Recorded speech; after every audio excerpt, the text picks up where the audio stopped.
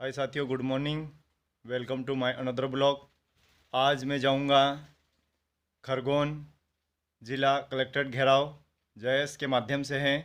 वहां पर चमेली बाई की पुत्री को वहां पर लेगी उतराव कर उनके साथ पुलिस प्रशासन ने गलत किया है। वहां की न्याय के लिए हम लोग जा रहे हैं सभी। तो वहां की स्पीच आपको मिलेगी, वहां का कार्यक्रम की पूरी जानकारी मिलेगी। आप वीडियो में अंत तक बने रहें।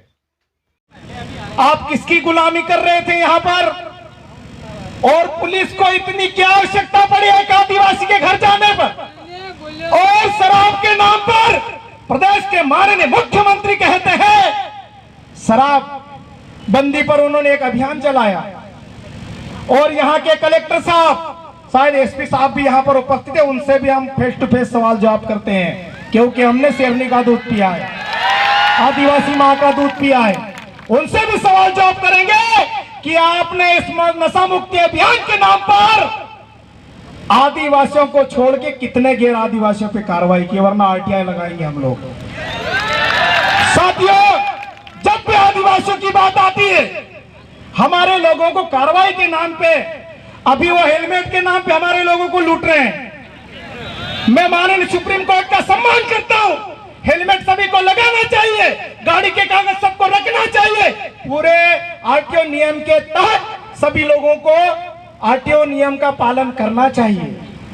लेकिन ये लोग कार्रवाई किन पे करते हैं? हमारे ही लोगों पे, जो 10-10, 20-20 रुपए इकट्ठे करके उनको चालान के नाम पे रिश्वत देते हैं, हमारे ही लोग, और ये लोग खुशी खुशी ले लेते हैं। साथियों, अभी दिवाली का त्योहार था, हम लोगों ने कई टीआईओ से बात की कि कम से कम दिवाली में तो छोड़ दीजिए, लेकिन वो बोलते कि ऊपर से आदेश से।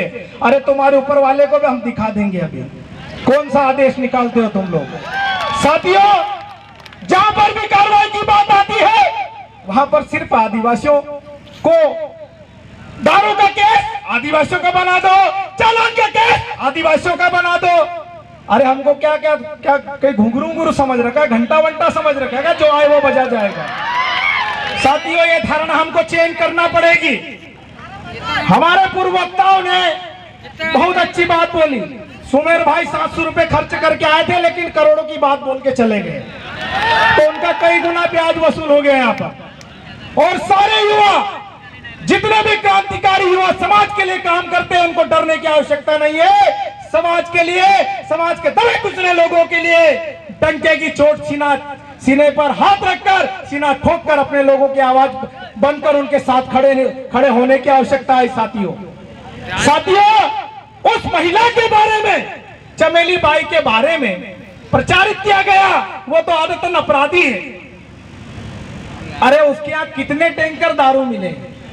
आजकल वो पुष्पा मूवी के आधार पे दारू ही बिक रहे हैं। क्या खाक उखाड़ लिया तुम लोगों ने? गुजरात दारू जा रही तुम्हारे यहाँ से, महाराष्ट्र दारू जा रही तुम्हारे यहाँ से, क्योंकि तुम अगर ठेकेदारों पे कार्रवाई करने लग जाओगे, तुम्हारी शाम की व्यवस्था कौन करेगा?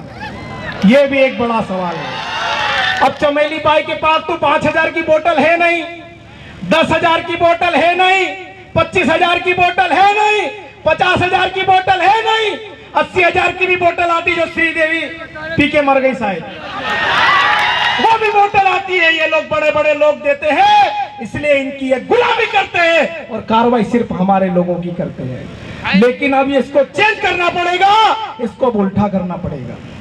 साथियों, 5वीं अनुसूची की भी बात हुई, संविधान की भी बात हुई। मैं पिछली जितनी भी बातें हुई है उस पर गौर नहीं करना चाहता हूं। सब लोगों ने बहुत शानदार बात की है। मुझे आज समाज के साथ खड़ा होना था, और हुआ।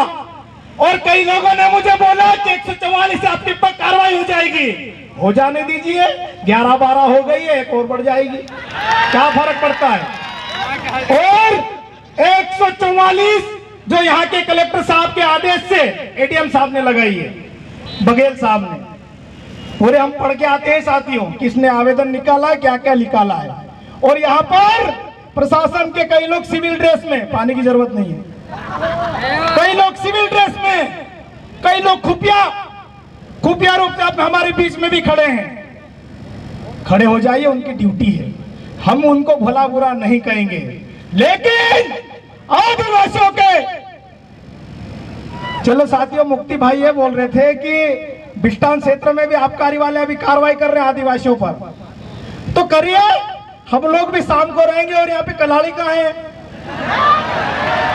अगर हमारा दिमाग खराब हुआ तो आज वहां की सारी दारू गिन लेंगे, क्योंकि सारे लिस्ट में होना चाहिए, है ना। आबकारी के नियम हम लोग भी जानते हैं।